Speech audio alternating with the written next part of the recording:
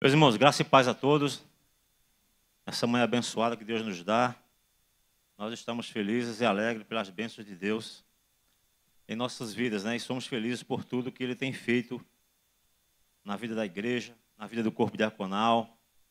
Nós só temos a agradecer a Deus por tão maravilhoso que Ele é em nossas vidas. Eu quero agradecer ao corpo diaconal pelo convite, né? Pela confiança.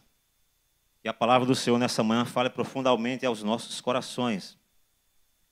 Agradecer a Deus pelos 54 anos, né, desse corpo diaconal maravilhoso.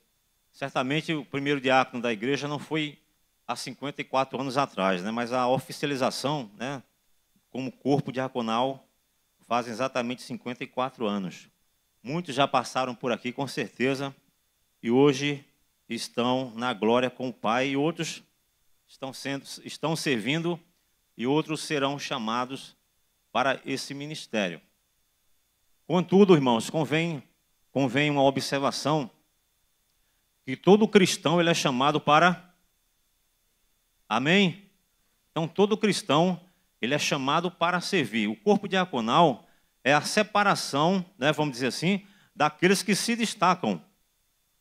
É isso que nós vemos lá em Atos dos Apóstolos, no capítulo 6. Aqueles que se destacam, eles são separados para o ministério diaconal. Mas todo crente, ele é um diácono, porque Jesus nos chamou a todos para servir. Os irmãos lembram que não faz muito tempo, eu trouxe uma mensagem aqui a respeito foi dispenseiros, né, da graça de Deus, e ali o apóstolo Pedro mostra com muita clareza como que todos nós estamos chamados para servir ao reino de Deus. Então não é exclusivamente o diácono que tem essa missão. Contudo, aqueles que são chamados, que são separados, têm ainda uma maior responsabilidade, porque eles se destacam entre os demais. É como se olhasse, por exemplo, para mim e para Aristeu e dissesse assim, não, Aristeu ele se destaca muito mais. Aristeu é cheio do poder de Deus, é cheio da sabedoria, é cheio da graça. Portanto, separemos a ele para esse importante serviço. Essa foi mais ou menos o critério lá em Atos dos Apóstolos, capítulo 6, quando tem a escolha dos diáconos. Nós lemos o texto aí, irmãos, da nossa mensagem, lá no livro de Gênesis, que os irmãos acompanharam aí no boletim. Eu não vou ler agora novamente, vou ler mais adiante. Mas antes de ler aqui, de continuar aqui a respeito sobre José, que é onde nós vamos falar bastante aqui, ou um pouco, eu quero também falar um pouco lá em Romanos capítulo 14, porque ali tem um contexto muito interessante para a nossa compreensão do que é servir ao reino de Deus, que é o tema da nossa reflexão, chamados para servir ao reino. A compreensão desse título vai fazer toda a diferença. Mas uma coisa que eu gosto também de fazer sempre é citar a nossa dependência de Deus para tudo aquilo que nós vamos fazer para a nossa vida, para o nosso trabalho, para a nossa existência, para qualquer que seja aquilo que nós vamos fazer. Nós sempre dependemos de Deus. E aí, como está escrito lá em Atos dos Apóstolos, no capítulo 17, os versículos 25, 26 e 28, é o apóstolo destacando a nossa dependência que nós temos de Deus. Ele diz assim lá em 17, 25 de Atos dos Apóstolos: Deus não é servido por mãos humanas, como se de alguma coisa precisasse, pois Ele mesmo é quem a todos dá a vida, a respiração e tudo mais, ou todas as coisas, conforme outra versão. E de um só homem, ou de uma só pessoa, fez toda a raça humana para habitar sobre toda a face da terra, havendo fixado os tempos previamente estabelecidos e os limites da sua habitação, pois nele vivemos, nos movemos e existimos, como alguns dos vossos poetas têm dito, porque dele também somos geração. Isso aqui foi o apóstolo Paulo, lá na sua evangelização. Então, eu gosto muito de citar esse texto, porque eu vejo exatamente, não somente a minha pessoa, mas eu tenho certeza que cada um aqui se vê como dependente completo de Deus. Nós respiramos porque Ele permite, nós estamos aqui porque Ele permite, e nós existimos porque Ele nos fez existir. Ninguém decidiu existir, ninguém decidiu nascer, ninguém escolheu o país que queria nascer, ninguém escolheu a cor dos seus olhos, ninguém escolheu o continente, nada.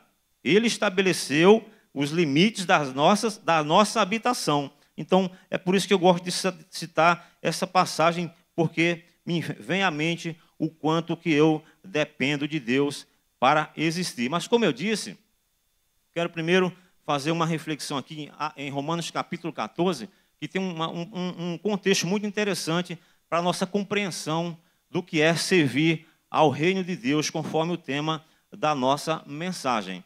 Nós lemos lá em Romanos capítulo 14, que é uma questão que o apóstolo Paulo está orientando quanto à tolerância para com os fracos na fé, né, ou com os débeis na fé. E o que acontece? O que acontece é que alguns daqueles irmãos ficavam embaraçados na questão do alimento. Alguns achavam que podia comer tudo. Outros achavam que podia comer apenas certos alimentos. Outros faziam questão de dias. Um julgava que todos os dias eram iguais. Outros julgavam que havia diferença entre dias e dias. E aí o apóstolo Paulo ele vai orientando, né, e instruindo aqueles irmãos e mostrando que não deve haver essa diferença de dias ou de alimentos e assim por diante. E também não deve haver julgamento. Se alguém julga que deve comer tal coisa, não devo julgá-lo por isso. Se alguém julga que tal dia é mais importante, eu também não devo julgá-lo por isso. Porque aquele que julga que tal dia é mais importante, ele faz isso para o Senhor, se faz por fé. Aquele que acha que tal alimento não deve comer, ele também não come, porque ele faz isso para o Senhor. De modo que ali o apóstolo Paulo ensina a tolerância. Mas quando chega lá no versículo 17 e 18, aí ele dá aquela chamada, dizendo de fato o que é o reino de Deus, porque essas coisas de comida, de bebida, de dia, de noite, não faz diferença nenhuma, não significa absolutamente nada. Mas quando chega lá no versículo 17, ele diz assim, olha, pois o reino de Deus não é comida, nem é bebida, mas justiça, paz, alegria no Espírito Santo. Aquele que assim serve a Deus é agradável a Deus. Aquele que assim serve a Cristo, agradável é a Deus e aprovado pelos homens. Então aí o apóstolo Paulo ele nos dá a direção do que é de fato o reino de Deus, para o qual todos nós fomos chamados para servir. E aí eu me volto então para o que é então ser diácono. Qual a nossa compreensão de diácono, como servo, como alguém chamado para servir. Eu confesso para os irmãos, eu já ouvi, nas minhas andanças, eu já ouvi em 3 situações, alguém se dirigir de forma pejorativa ao fato de diácono servir, aquele que serve. Isso é uma falta de compreensão, porque servir ao reino de Deus é, na verdade, uma honra. Jesus disse aos seus discípulos, aquele que quiser ser o maior entre vós, seja o vosso servo, seja aquele que serve. Então, de se dirigir de maneira pejorativa ao fato de diácono significar servir, né, aquele que serve, adjunto, é uma falta de compreensão e até uma ignorância. E aí nós olhamos aqui, então, o que significa, então, ser diácono? Qual é a minha compreensão de diácono? A minha compreensão é que eu estou apenas fazendo coisas, por exemplo, ser diácono é servir a ceia,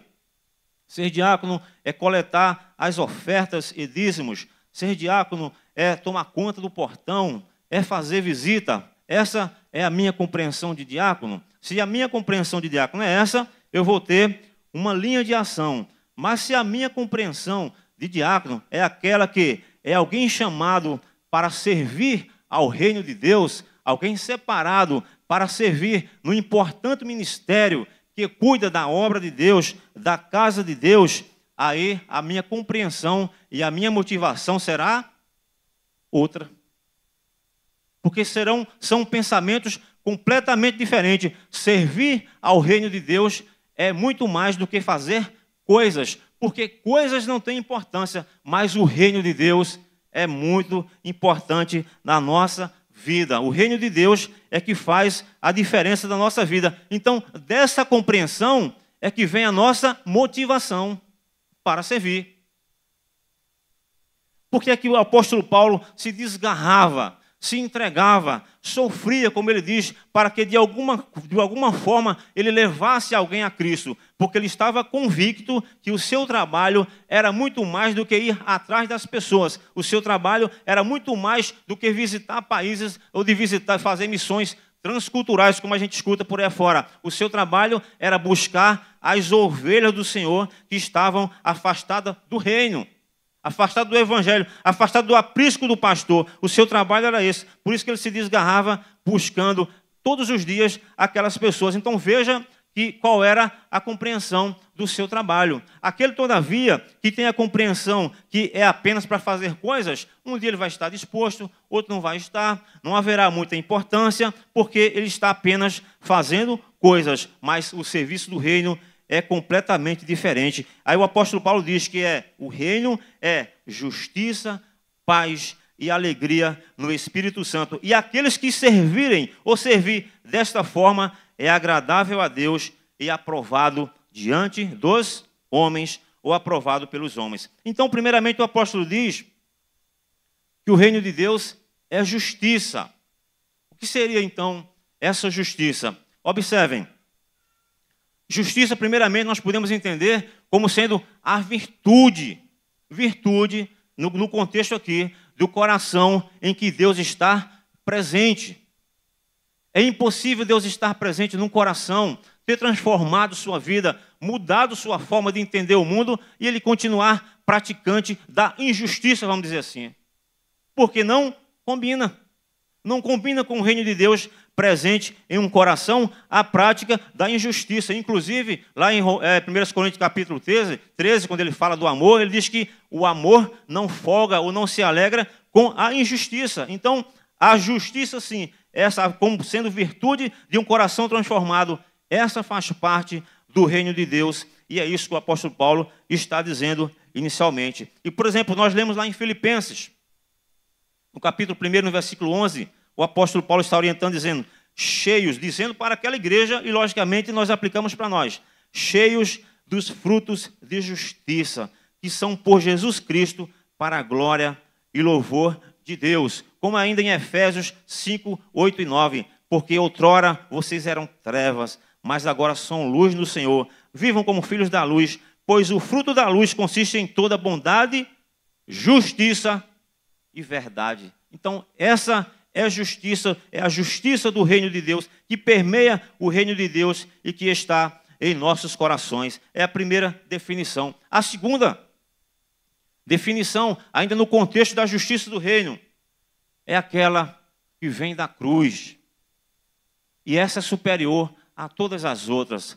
A justiça que vem da cruz, nós recebemos gratuitamente, sem nenhum merecimento. Ele, no seu grande amor com quem nos amou, se entregou por nós. E por um ato de justiça, nos justificou diante de Deus. Significando que ele te afastou da nossa vida, com seu ato de justiça, afastou a condenação, como está escrito lá em Romanos 3, 21. Mas agora, sem lei, a justiça de Deus se manifestou, tendo testemunho da lei e dos profetas. A justiça de Deus, mediante a fé em Jesus Cristo, para todos, sobre todos os que creem, porque não há acepção de pessoas. Então, isso é que constitui o reino de Deus, primeiramente, justiça, aquela que flui do nosso coração, como um coração transformado, e aquela que vem da cruz, que emana o amor de Deus, que nos chamou, nos justificou e nos reconciliou. Como diz ainda Romanos 5,18, portanto, assim como por uma só ofensa veio o juízo sobre todos os seres humanos para condenação, assim também, por um só ato de justiça, veio a graça sobre todos para a justificação que dá vida. Essa é a justiça do reino de Deus, ao qual nós fomos todos chamados para servir. Justiça como fruto de um coração transformado e a justiça que emana da cruz. E a segunda coisa que ele diz, o segundo ponto que ele diz, é que o reino de Deus ao qual servimos, ele também é paz. Então, primeiro, nós fazemos parte de um reino de paz. Se nós fazemos parte de um reino de paz, chamados para servir ao reino de paz, então, não havendo essa paz em nosso meio, o reino está ausente. Paz como fruto do Espírito e paz como resultado da justificação. Primeiramente, paz como fruto do Espírito, o apóstolo escreveu para a igreja em Roma, e nesse mesmo contexto, imaginando, ele deveria ter escrito, por exemplo, para a igreja aos Coríntios. Por quê? Porque o que nós vemos em Corinto, nós não vemos em Roma, na igreja de Roma. O que havia na igreja de Corinto? Havia contenda por tudo. Contenda por preferência ao pregador. Contenda ou disputa pelos dons espirituais. Contenda ou disputa na Santa Ceia. E ainda havia aqueles que iam na justiça um irmão contra o outro. Então era uma igreja onde a paz do reino de Deus, a justiça do reino de Deus estava ali comprometida pela postura daqueles crentes. Então, como que o reino de Deus, sendo paz, eu tenho na minha comunidade cristã todas essas desavenças? Contenda por tudo. Um brigava com o outro porque preferia um pregador, Pedro, por exemplo, e não preferia Paulo. O outro discutia porque eu prefiro Apolo, não prefiro Pedro, e assim por diante. A outra discussão era porque na ceia um queria comer na frente do outro, ou o outro queria comer mais do que o outro. Então era um ambiente de disputa, da ausência de paz, que não combina com o reino de Deus. Isso nos chama a atenção para um ponto. É olhar para os nossos departamentos, que fazemos parte. Os nossos departamentos, os nossos ministérios, as nossas organizações. A paz está presente ou a paz está ausente? O ambiente é pacífico, é de harmonia, combinando com o reino de Deus, ou o ambiente é de disputa, de briga, de desavenças?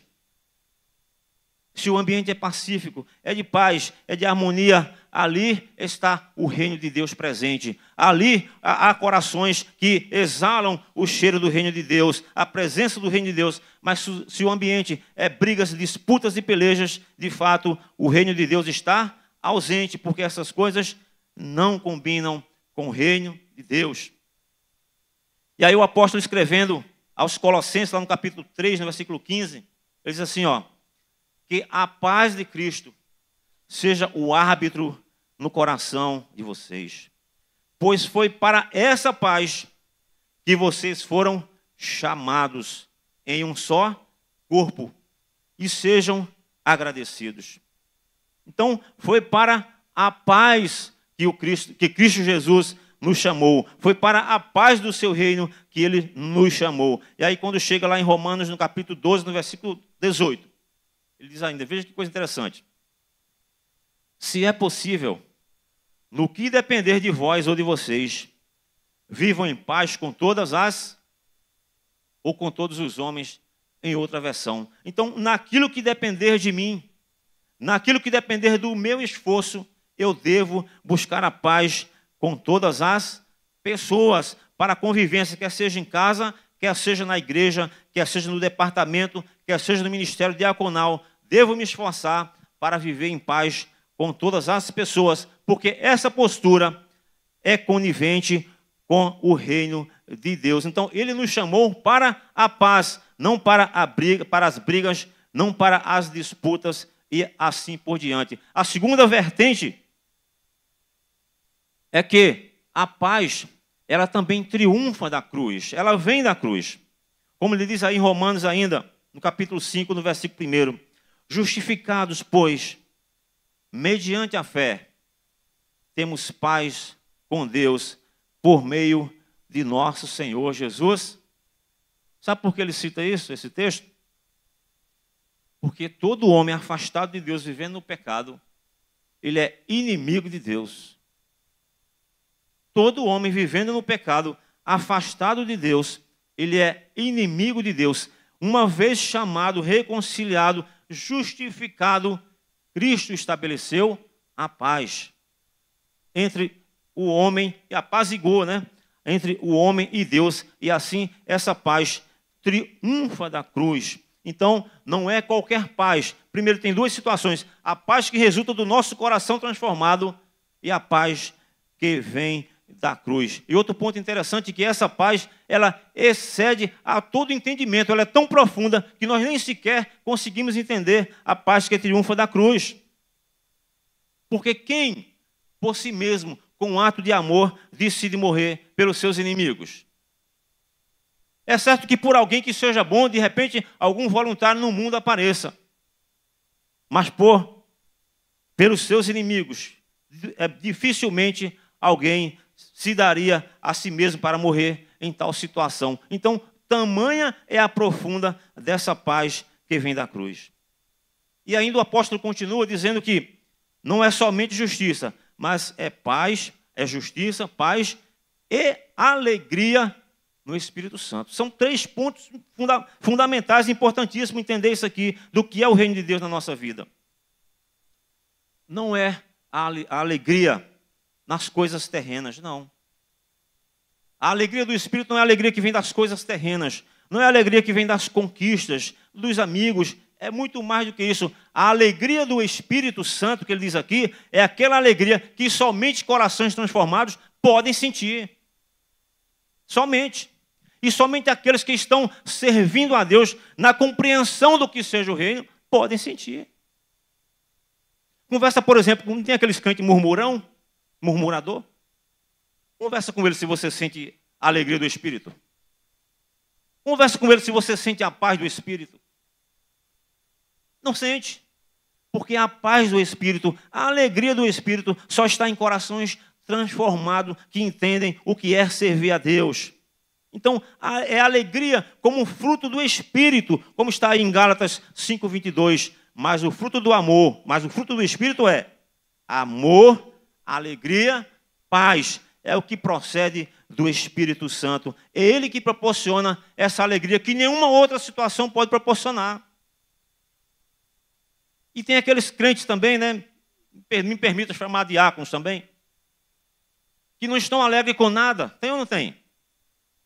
Tem. Tem aqueles que não estão alegres, nada alegra, nada motiva, nada cativa, nada incentiva. Está faltando compreender o que é o reino. Justiça, paz e alegria no Espírito Santo. Aí quando chega no versículo 18, ele diz assim, ó, e aqueles que assim servem a Deus. Ele está dizendo que aqueles que servem com essa compreensão é agradável a Deus e aprovado pelos homens, ou diante dos homens. Então, o reino de Deus tem toda essa profundidade para nós compreendermos. Então, liderar nessas circunstâncias com aqueles reclamador, nada fazem, não criticam, é horrível. Mas aqueles que entendem a profundidade do reino, esses sim são diferentes. Esses glorificam a Deus e adquirem naturalmente o respeito da igreja, da membresia, porque a sua compreensão do reino é outra, é muito mais do que fazer coisas. O reino é mais profundo do que servir a ceia. É mais profundo do que tomar conta do portão, como eu já citei. É mais importante do que fazer visitas. O reino de Deus é o domínio dele na nossa vida. E esse domínio traz todas essas virtudes: justiça, paz e alegria. Porque foi para isso que ele nos... Agora vamos olhar para José. O texto de José é muito interessante. Veja que situação. Pense na história de José. Olhando naturalmente, José tem tudo, ou teria tudo, né, na sua época, para ser uma pessoa frustrada, mal agradecida, murmuradora, descabriada, o que você imaginar. Ele teria tudo para ser assim. Mas ele foi exatamente o inverso. E aí interessante, é o versículo 18, aí de Romanos 14. Aqueles que assim servem a Cristo, agradável a Deus e aprovado pelos homens. Eu estava lendo esse texto e aí eu vi José nesse texto. Sabe por quê? Porque Potifar olhou para José, o que é que ele viu? Deus é com ele. Deus é com ele. O que é que tinha na vida dele? O que é que ele demonstrava que chamou a atenção de Potifar? Potifar viu que o Senhor estava com José. e que tudo o que ele fazia, o Senhor prosperava, né? O Senhor prosperava em suas mãos. Assim, José achou favor diante dos seus olhos, né, do seu dono, e o servia. E ele pôs José por mordomo de sua casa e lhe passou às mãos tudo o que tinha. José se tornou agradável aos olhos de Potifar pela sua postura, pela sua conduta, e isso chamou a atenção. Deus é com este homem. Assim é conosco também. Essa semana, conversando lá no trabalho, eu citei a seguinte expressão, que todos nós, de alguma forma, estamos sendo observados. Você pode ter certeza. Todos nós, de alguma forma, estamos sendo observados. Quer seja muito, quer seja pouco. Aquele que chega no sol, aparece na igreja no domingo à noite, depois das 8 horas, senta lá atrás, vai embora, alguém vê também. Aquele que chega sempre cedo, está na frente, está participando, alguém também está vendo. Então, todos nós estamos sendo observados. Se nós servimos a Deus com alegria, se você, meu amado, minha amada, como diácono, diaconisa, se qualquer um de nós, como integrante de qualquer departamento, estamos servindo a Deus com alegria, consciente e convicto de que não estamos servindo aos homens, mas servindo a Deus, alguém também está vendo. Você pode ter certeza que alguém está vendo. Não precisa ser o pastor, não precisa ser o diácono, não precisa ser a maestrina, mas alguém está vendo. Porque a nossa postura, como crentes, como cristão, como pessoa, chama a atenção. E quando isso exala a presença de Deus, é melhor ainda.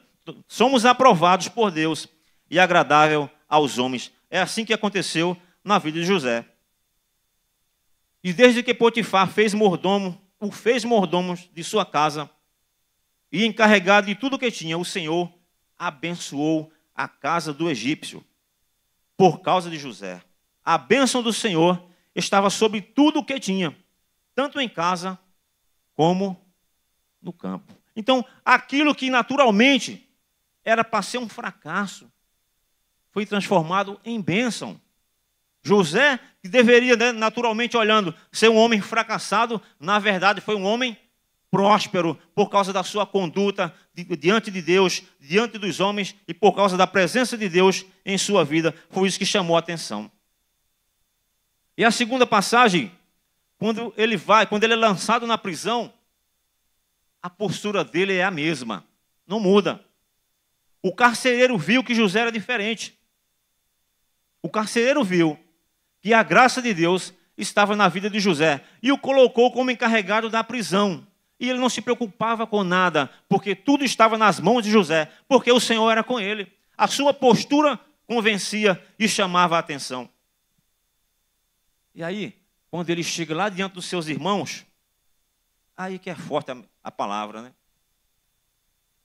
Ele não mostra nenhum rancor. Isso é muito profundo. Agora, pois, não fiquem tristes, diz ele lá no versículo 5. Não fiquem tristes nem irritados contra vocês mesmos, por terem me vendido para cá, porque foi para a preservação da vida que Deus me enviou adiante de vocês. Porque já houve 2 anos de fome na terra, e ainda restam 5 anos em que não haverá lavoura nem colheita. Deus me enviou adiante de vocês, para que fosse conservado para vocês um remanescente na terra, e para que a vida de vocês fosse salva por meio de um grande livramento. Assim, não foram vocês que me enviaram para cá, e sim Deus, que fez de mim como que um pai a Faraó, o Senhor de toda a terra, e como governador em toda a terra do Egito. Voltem depressa para junto de meu pai e digam a ele, assim manda dizer o seu filho José. Deus me pôs por Senhor de toda a terra do Egito. Venha para junto de mim, não demores. Então, ele é aquele crente que tem a compreensão que, apesar de todo o sofrimento, ele estava ali, ou foi para ali, por um propósito de Deus. Compreender o propósito de Deus faz a diferença na nossa maneira de servir. É isso que José está dizendo, é isso que a história dele diz. Compreender o propósito da sua chamada vai fazer diferente da sua forma de servir. Sabe aquele servo que serve relaxadamente? Por que ele serve relaxadamente? Porque não está convicto de a quem ele está servindo. Ou talvez esteja na sua mente que está servindo ao homem. Mas se houver a convicção que está servindo a Deus, inclusive a orientação do apóstolo Paulo, a diligência não pode estar ausente. Pelo contrário, fazer com alegria, porque é a Deus que estamos servindo. Então, olhe a trajetória de José. Ele foi separado do seu pai, ele tinha aproximadamente 17 anos, né? Diz lá o texto que aos 17 anos, ele acompanhava seus irmãos, até que foi vendido para o Egito. Ele clamou aos seus irmãos para não ser vendido. Veja Gênesis 42, 21. Diz o texto que a angústia saltava no seu semblante. Diz assim, olha, então disseram entre si, isso aí é os irmãos de José, lá na casa de José, conversando entre si, né? Na verdade, estamos sendo castigados por causa de nosso irmão, pois vimos a angústia de sua alma quando nos pedia e não lhe demos ouvido. Por isso nos sobrevém agora esta ansiedade. Isso eles estavam sendo apertados por José. Então, veja a situação que aquele jovem de 17 anos enfrentou. Como eu já disse, poderia ser um homem tremendamente amargurado, triste, depressivo, mas fez exatamente o contrário. Foi vendido como escravo para uma terra estranha, cujo idioma ele não conhecia. Foi só tragédia. Imagina o estado emocional daquele jovem. Mas aí, tudo que era para ser fracasso foi transformado em bênção, porque o reino de Deus exalava, a presença de Deus exalava na vida de José, porque ele tinha compreensão da sua chamada. Não podemos fazer a obra de Deus triste se estamos convictos da nossa chamada. O que eu estou fazendo aqui? Eu estou somente falando? O que você está fazendo no corpo diaconal? Está somente servindo a ceia? O que você está fazendo na equipe de louvor? Está somente cantando? O que você está fazendo, qualquer que seja a atividade na igreja? Está somente fazendo coisas? Está somente limpando? Ou está servindo ao reino? O que tornou José agradável aos olhos de Potifar foi a convicção da sua chamada, da presença de Deus em sua vida, e que ele não estava ali para servir ao homem, mas por um grande livramento da parte de Deus, para a preservação da sua descendência. É com esta convicção que Deus nos chamou para servir, com alegria, com disposição, com vontade, e não se escorando, porque isso não reflete de forma alguma o reino de Deus. E assim foi na vida de José, e é para isso que Deus nos chamou.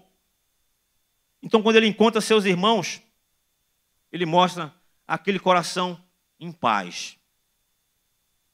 Ele encontra seus irmãos, tem um momento que ele chora assim, se angustia assim, mas é um homem de coração em paz. Por isso que ele diz: não foram vocês que me venderam para cá, não foram vocês que me enviaram, mas foi Deus, por um grande livramento. E aí ele se dá a conhecer no capítulo 45, no versículo 6. Então, conhecer o chamado de Deus, estar convicto do chamado de Deus, estar consciente de qual é a nossa missão, faz a diferença na nossa maneira de servir. Então, me permita dizer que o diácono José, governador, é um exemplo para nós termos como espelho de alguém que tinha compreensão do que era do seu chamado, compreensão que estava servindo a Deus e não apenas servindo à casa de Potifar, não apenas servindo ao Egito. Então, essa palavra que eu deixo para a nossa meditação nessa manhã, Deus nos chama para um serviço do reino. Varrer a igreja é o serviço do reino. Limpar as paredes, serviço do reino. As irmãs que estão fazendo o almoço para a nossa alegria daqui a pouco, é serviço do reino. Porque senão é só fazer almoço, é só varrer a igreja, é só cuidar do portão. E eu tenho certeza E o chamado de Deus para a sua vida, para a minha vida, não é somente para cuidar do portão, é para algo muito mais profundo, é para o serviço do reino. É para isso que Ele nos chamou. Então, que Deus nos abençoe nessa manhã e nos dê a compreensão todos os dias do nosso chamado. Amém? Que Deus nos abençoe em nome de Jesus nessa manhã.